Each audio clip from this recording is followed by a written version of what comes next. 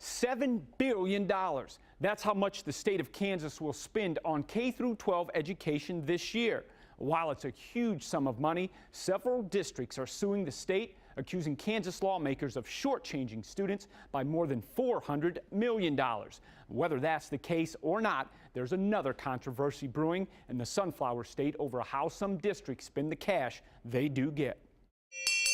When it comes to public schools in Kansas, Dave Trabert says some things don't add up. It's mind-boggling, frankly. But he's not talking elementary math. He's talking about the salaries paid to some non-teaching staff. There's school districts where custodians make more than teachers. Trabert is president of the Kansas Policy Institute, an economic and political think tank. He points out one of those districts is Kansas City, Kansas, where last year 91 custodians got paid more than $50,000. 2 made more than $60,000, and 1 swept up a salary of $76,000. That's double what some of their teachers make. In fact, right now, there are 13 teachers in the district making half of what the highest paid custodian earns. Janitors aren't the only ones cleaning up in KCK schools. Some painters, plumbers, electricians, and carpenters make more than $70,000 a year. When maintenance needs to be done, it has to be done. But what's the most effective way to get it done? Is this an employment system for adults, or is it an education system for children? That's freshman Senator Jeff Melcher. He thinks the most efficient way might be to eliminate some staff and hire out those jobs. They will be able to do as effectively or better for dramatically less money. Are there some ways KCK public schools could cut their costs? Could they lower some salaries or eliminate positions? The district actually wanted to know and asked government auditors to come in and look at their operations. The report published just this summer raised some serious issues. It shows KCK custodians getting paid 40% more than custodians in surrounding districts and 50% more than the private sector.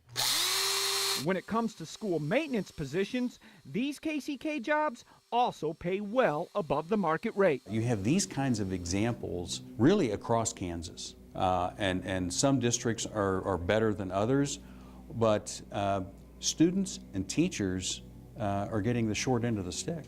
What's our practice? How has it worked? Is there a better way to do it? That's New Shawnee Mission School Superintendent Jim Henson.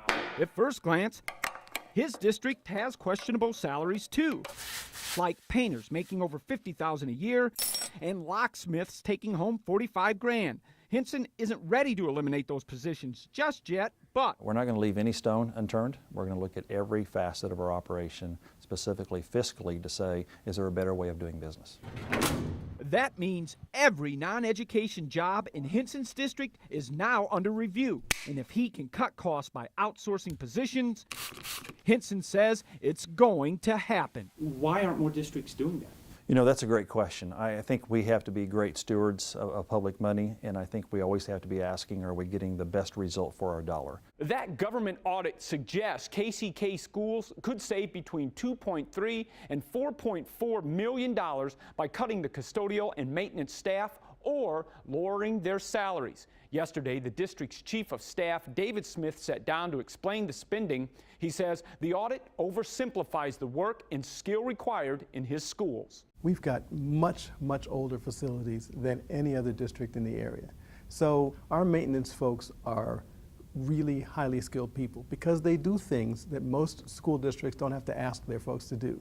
We've got people actually making parts for things in our facilities that are essentially obsolete, but that we can't afford to replace. We also ask our custodial staff to participate in terms of maintaining our buildings. So many of the things we ask of them are things that go beyond what you might ordinarily ask of a janitor. Smith also tells me salaries are now frozen, and newly hired janitors get paid a reduced salary of about $26,000. He went on to say that folks like Dave Trabert are simply working to make schools in Kansas look wasteful in an effort to justify further cuts in education spending.